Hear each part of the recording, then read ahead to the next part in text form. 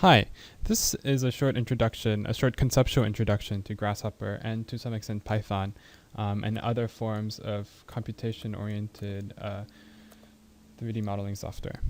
So what is Grasshopper, or what is coding and scripting? In certain ways, they're computerized or programmatic ways to work with geometry and data. And they're more than automation in the way that a computer is more than a glorified calculator. These tools enable you to do new things that weren't possible. And there are a lot of things you can do. They're not just formal. You can create new forms, you can analyze data, you can control physical hardware, solve spatial problems, even work with representation.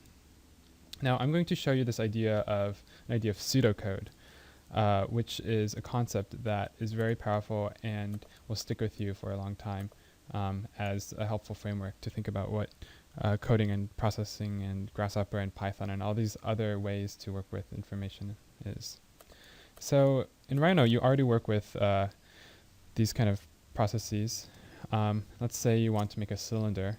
You would create perhaps a circle, and then you extrude it. And then you have a cylinder. And maybe you want to make a box, with the box command, and then you move it closer.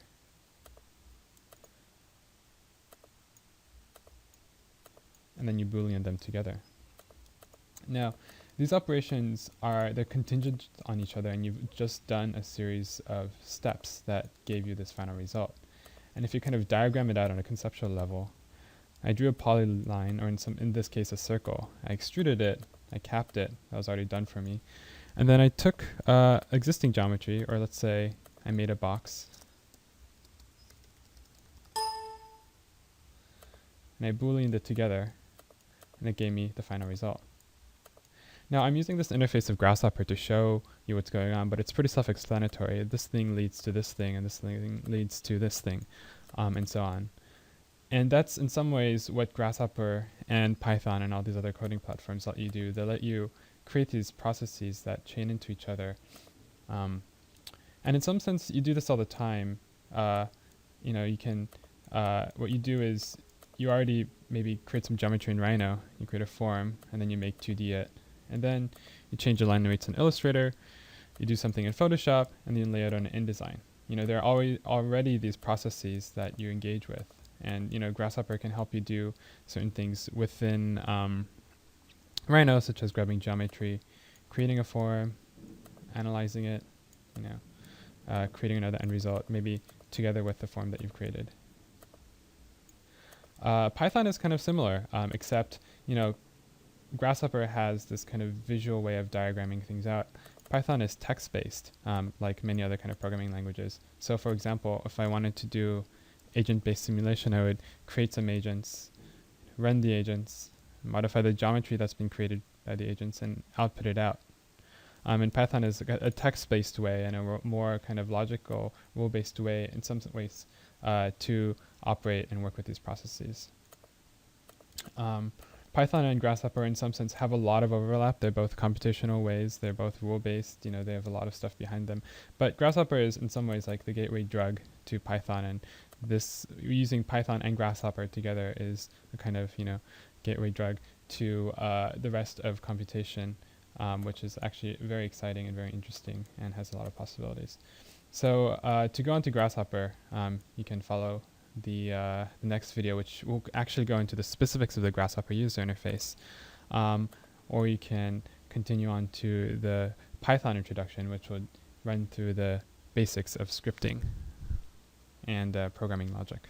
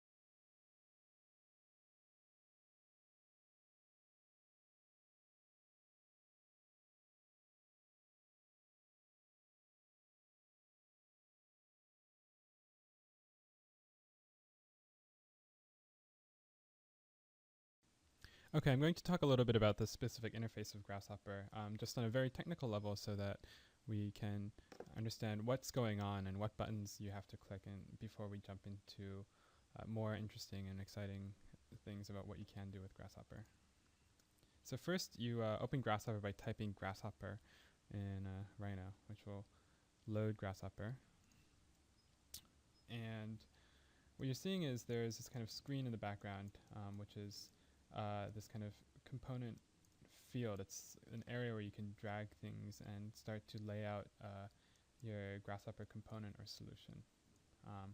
And as you can see, what I'm doing is there's a toolbar up above that has many different types of components that I can drag down. The toolbar has a bunch of tabs with different types of things, and as you can see, this tab is about math, this tab is about curves or surfaces, this is analyzing surfaces, freeform surfaces, primitive surfaces, and I'm sure you can get the hang of things pretty quickly. You can drag things down into the screen, or what you can do is you can double click and say type circle, and it'll search and find all the different types of things that are related to circles, and you can click on something and create this. And then you can select all these things together and then delete them. You can move them around together. You can right click, and there are all these different options. And we'll go into those things later, but the general thing you have to understand is that there are these components or objects that you're working with. So the basic logic in Grasshopper is this idea of chaining, and I'm going to create a circle. It's here. I've double clicked and typed circle. Or I can also go up here to the menu bar, click on curve, and look for primitive. And down here it says create a circle defined by base, plane, and radius.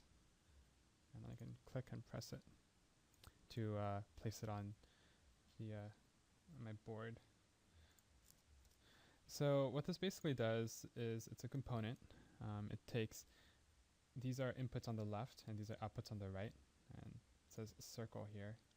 If you see a different view, you can go up to the view menu. The display menu, and you can click on draw icons, and it'll change this to an icon. But I personally find that it's more convenient or faster to have it show the text rather than the icon. So the left-hand side of this component are a bunch of inputs. They will always be on the left-hand side. And on the right-hand side, the inputs, they're outputs. And so if you hover your mouse over the input, it'll tell you what it needs. It needs the base plane of the circle, which is the XY plane. It says it's already in there because you can see it says one locally defined value. And R is the radius of the circle, and it says one locally defined value, 1. On the right-hand side, you get the resulting circle. So you have a circle radius of 1 meter. And sure enough, if you look on the Rhino screen, there's a circle that's been created here. So if I change this input, I'm going to go into the parameters menu, go into the input menu where there are these inputs created, and I'm going to use a number slider. I'm going to click. I can also, there's a shortcut, I can double click, search for slider, and click on the number slider. Or I can also just double click and type a number. Let's say I type 6.5. And then I can click on it and it'll give me a number slider that's automatically set to 6.5. This is very helpful sometimes. So I'm going to create this number slider, which gives me a bunch of numbers that I can use a slider to change. And then I'm going to create a panel item from the input menu.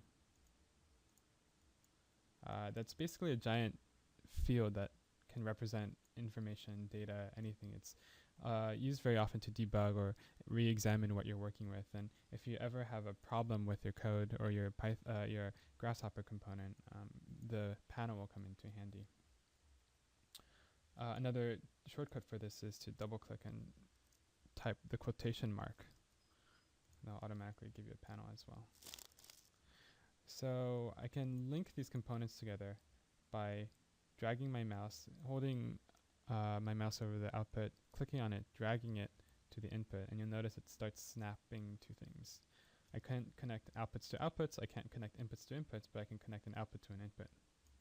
So now it's showing me the result of the slider, and I can move this thing the slider and watch the value change. So then if I connect this to the radius, you can see that as I move the slider, the radius changes.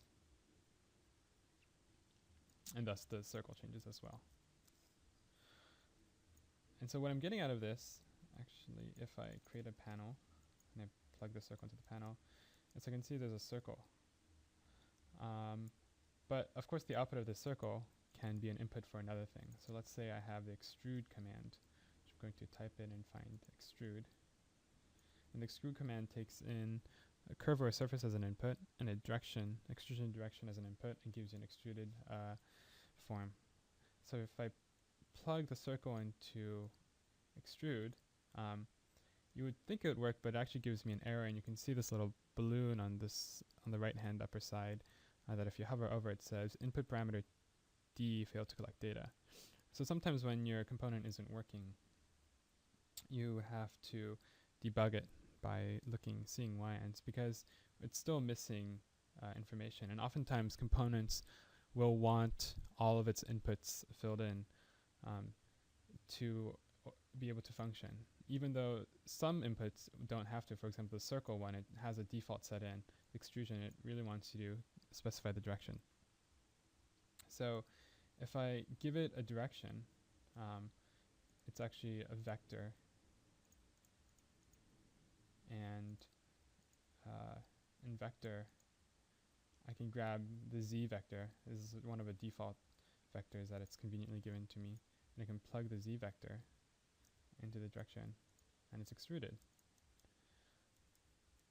And this z vector also has a factor, so I can amplify or change. Okay, so I'm going to show you how to make I'm going to do a template. Let's create another I'm slide. going to core framework of all the tools we'll be using. And also, this is the diagram I showed you in class. The remote control panel. In a sense, there's kind of feedback loop. Change the original radius of the circle and your perception and your understanding of what this radius was, and there's form or a loop one last thing of design that happens. You notice that we have going these. to You can imagine things chaining concretely onto manifest this as grabbing input chain onto this with as the geometry component. Also, creating slider, you right click on it, analyze the start viewport, and then representing hundreds of repercussions repercussions down the line. the Changes a lot of different things. So that then changes in render sense, view, that's what people which is say the when they talk about process of parametric the render view.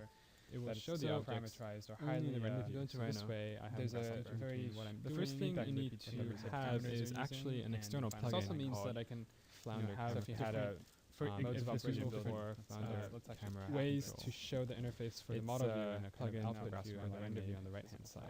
So for example, let's say these dots are too small, and I really want to results on see Google, which ones are the spheres and which ones are find this page on polygon, which is a page that has all the plugins. So I could go over here and grab just the input points, and you can continue to download version 0.2 the balls. Just because we're going over the interface in this video, download it. there are certain geometry over here that are actually sometimes helpful. Open the file. Change the quality of the preview mesh. So if I want it to be high quality, have them be a sphere of radius, extract it into a folder, and nicer, more so accurate. You see or you you can double click on it, created. open it. I can also enable these three files. Only draws them that you want to directly drag them into the Grasshopper window. When you do that, everything disappears. They'll be added. I click on the circle component, and it only shows me just what the circle is doing. And there are these three components. I'll hide this. Change the color so it now, in a nutshell, this so now if I click on the extrusion command, it only shows me what the extrusion and I'll make name, sure get the location of the camera where it's looking at. Helpful when a lot of stuff is going on. The lens, what direction is that? This, given that information, will set a camera, and this will sync to viewports. Just for you can create this by. And then there are other tools that we can go into. Input of one camera, the output of one camera to the input of another. But for our in the long run is. And clean this up. Make sure that the diagram is on. We want to grab some geometry, create something, analyze it, represent it. So I'll show you how to grab. There's also geometry display. This is a component called the geometry. Make sure the message balloon is definitely on. So I have now on one hand, and it's very convenient. Tells you spheres how long it takes a layer, a name of geometry. Each object in Rhino has their. You can think of it not as actually tile tree, but a way point tell me, oh hey, move the pink thing, like things moving around. Like actually, balls and making my geometry really heavy. Or a mesh. if you move these things around, and you can decide whether you want. So that's kind of the last thing is really convenient because if you lock an object, remote control panel. This is a relatively new tool that's been created. Okay, I'm going to go into what you can do. You can also group by layer, which will be any slider or any component.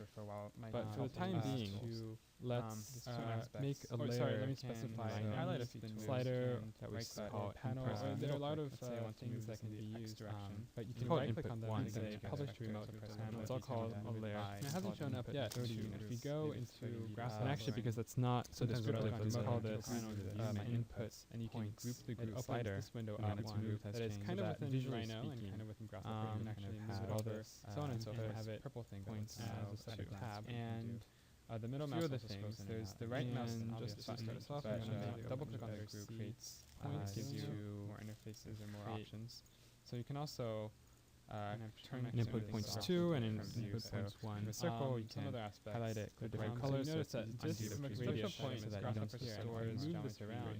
Let's say you only want to see the radius. So what Geometry Pipeline does, if I go and edit the slider over here in the Grasshopper window, use right-click and undo the is if you give it a layer, rational numbers, and grab everything on geometries, only hold those input points. So, for example, let's still vary. Make sure you don't have space sliders. This is actually varying these spheres. So this is actually not giving all the geometry. Last thing, not yet, because I haven't told you to click on the edit. What it should look for, I can either right-click and select points, or I can drag double click.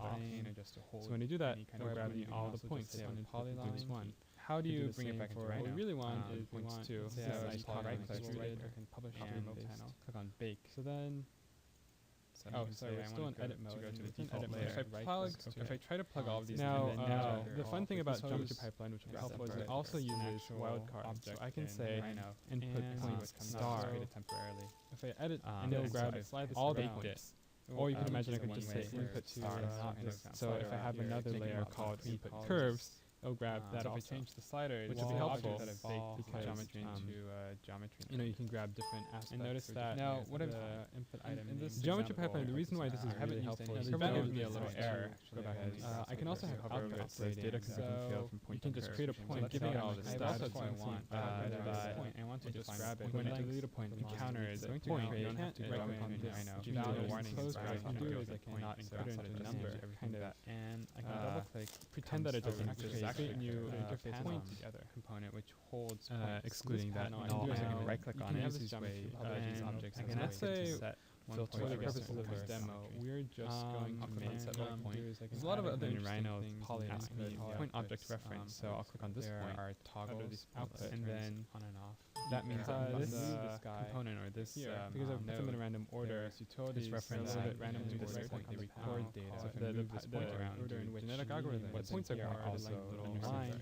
But that's okay. Use a graph. That means I can plug this point into the circle object representation. Anyways, I won't go into the details of preview it. So so then the circle is being made around this. Well, actually, what point level is here? I can insert data radius, reorder it above the circle. Is enlarged around there are a variety of means. So then there's this feedback loop between. Obviously, anything can happen here. In Rhino, in the processing that happens in this section, in the final output area. So you see that I can have objects or sliders essentially over any geometry, and I can also calculate something about the output. So I can minimize a lot of mathematical operations, maximize Rhino. And I have this interface that I'm using. Create your own custom expression. I can use a slider process to vary the wall height and the ball height, and I can also take some points and delete them and watch the length of the line be recomputed over here. And so this is a way to, having set up that process, I'm now making geometry. And that's a way to do processing it and making some mathematical operations. I'm analyzing it and getting some data about it. I'm both representing the data as text. That's where you're dealing with lists of items on the screen, but I'm also using this interface. I'm going to go back, and this is kind of the core setup of Circle, a tool example, workflow. One of several, but one that I found to be very helpful. You can see I'm just modeling again this process. And if you can plug those things together, again, it's the geometry pipeline. So we're doing something, and this will probably be the large panel to see what's going on. And we'll go into that. It's the founder camera, so if you hover over the and then create the remote panel that externalizes. The first number series is 0. That's kind of step size or how much it increments is modify other things 10 numbers by, you know, whether it's to make a bridge, to make a pattern, instead of going for analysis, to incorporate GIS with other tools. That's a good framework with which to start. I only want 5 numbers and make new tools. I want to do, let's actually 5 numbers by the radius of these spheres. Now we can use this. This is a list. And I can pipe this into instead of analyze it. So for plug this into the walls, let's as a result grab the length of the line on the ground. So is moved to look at the length of a curve over in the x direction by 0 increments, 2 increments, 4 units, 6 units. That's a shortcut. The quotation mark. If I expand this, you can see that panel, the distance of these things. Just so you know, there are many different kind of length proportion to the slider. So that's 733 units. I think this series inches of numbers that this output this component is outputting. I can also grab the spheres. It outwards. Let's say I get the again. I can go back to the initial circle. Change the radius of all the turns out to be. And change all these numbers. I am going to add them all together with it's convenient and help every component I can right click on and I can change the name of it. So I call it R. And call this let's say for the length, extruded I want height. I can even change the name of this all thing the points by right clicking on average and saying actually this is a kind of fun make a circle. Shorthand. If I pipe the name doesn't change the function of it, but it's a very, very convenient way to tell yourself what this so it's getting an average is actually doing all the points. Actually, it's getting an average of the x values, the y values, and the z values. So it gives me the center point, which is convenient. Shorthand objects within I say within a Grasshopper script tag, a Grasshopper file. If you have a lot going on, I want some sort of so instead of calling this series, I might say or values to 2D one. It's a little bit simpler. And I want the location of the text to be at the point. I want the text to be this. You can see. And so all this stuff are list operations. So let you grab the size items from color. So let's say I have. I'm going now to if I look for a 3D text, see the output. I can specify the location. I have all these different objects. The text. And I can plug these into the list. And let's say I want the 4th object. So this will change the color object. Actually, technically, this will give me the 5th object because oftentimes in a lot of programming, objects start from 0. Lists start from 0. So the first item in a list is the 0th item, first item, second item. So you can see that as I move the slider, the object that this component is pulling out of this list changes. And then you can also figure out the justification bottom left, bottom right, but that's okay for now. Trees I'll cover in a future tutorial. I could do the same because they're kind of a little bit more complex. But in fact, instead of the mass addition, let's say just actually want the volumes of the sphere. How to deal with large streams of information and how to process another 3D text information together.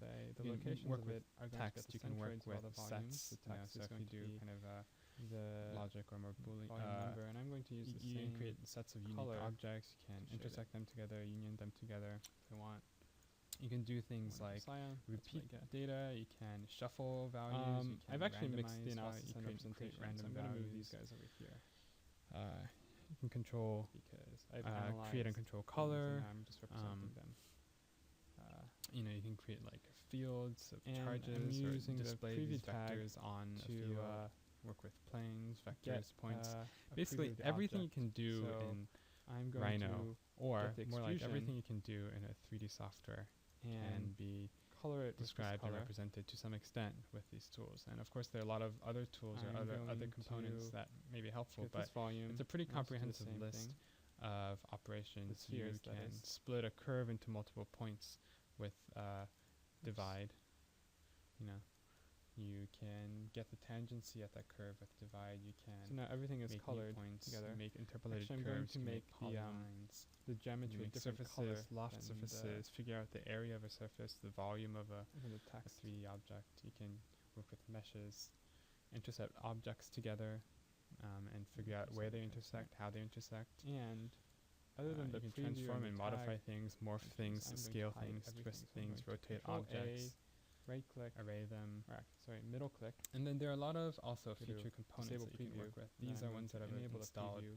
Weaverbird, which works with meshes. Millipede, which is a kind of a physics model. Kangaroo, which is like another physics modeling software or plugin. lunchbox, which does a lot of the text paneling. is embedded a little bit in the And all ball, these components you it's can not really download like for Grasshopper. So And what's there's going on actually here? a I grabbed the really geometry, I'm comprehensive creating the form and very process and active doing stuff. ecosystem. I'm analyzing, Of, also representing components. interface. This is So GHAL. You know, you probably won't I have this tab create a unless you point. specifically install GHAL. And this lets you grab information from Google Earth, You can see or that export the wall is information being to Google created. Earth. The number in the This center gives denotating the length of the wall coordinates is and moving around. you know long You can grab these coordinates points and and converts delete into them. XY. Figures that out. This gets Same thing goes data for over this. a network. This layer I can add And more gives it to you as spheres. information. I can delete them. This controls the camera, or it sets the camera.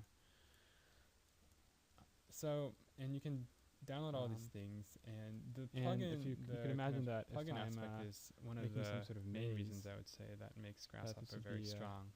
helpful There are tool plugins just to that interface know with Revit, with Ecotech that the grab length data of from a Flickr maze or the Yelp. length of the walls, There's plugins that or something like you know that. let you work with The last JS thing I'm data. going to show There's you plugins that in let you relation work to the with camera control Arduino, or is even plugin how with these processing, or connect together. you know, So use external input I showed you devices like in the a course Kinect a way to or sync the viewports. iPhone's accelerometer.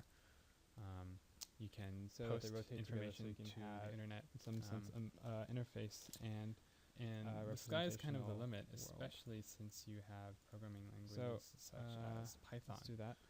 What I'm going to do is we're going to go into the view and we're going to powerful language, but modify it's also very the good to learn. the name of the as a view. beginner Let's call language. this view. And with this, in conjunction with I'm going to all these set it other to the perspective components, first. you can pretty much do have two perspective anything views. I'm going to and call it everything. model view. Let's see. We can go more into the Going to details call- I end of up calling this model view Grasshopper instead. as we That's work okay. with specific I'll switch objectives this to model view. I'm going in to the call rest this, of the other render videos. view or But I hope this gives you a good idea of the general interface of Grasshopper. render view. That seems like a good name. So I have two views. They can note that they can have different viewport settings. So I could have the model view be rendered, or I could have this be X-ray while render view is technical, and vice versa. But we're not there quite yet. So one thing we want to do is, we want to sync up the viewports together so that they rotate together. So go to the Flounder Camera View tab and grab the Sync Flounder Camera icon. This should be self-explanatory and relatively simple. You have an activate, so I'm going to get a toggle, plug that in. I have the source viewport, which I'm going to plug into the source viewport. And then I have the destination viewport, which I'm going to set as render view. Make sure you don't have any spaces or anything. And then if I set this to true, you can notice that the render view syncs up to the model view. However, if I move this, it doesn't follow. Why is that? Well, it's because this this component is only running once. If I toggle it again, it'll run again. So I need to set what is called a timer. And I click on the arrow, the red arrow, and I connect it to anything. Whatever it connects it to, it will recalculate or recompute every often. So this will recompute every 1 second. So as I'm moving this around, I'll recompute 1 second, which is great, but too slow. So you can right click on it, go to interval, and say, I want it to recompute every 20 milliseconds. You can manually enter a faster interval, like 2, I think. But it looks like there's other computation going on, or my computer has some other stuff going on in the background, so it's a little slow. But regardless, you can see how now effectively the two viewports are being synced up.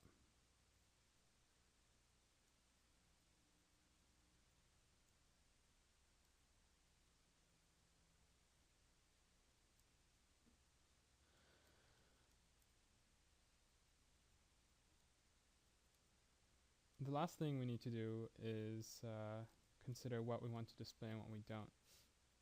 So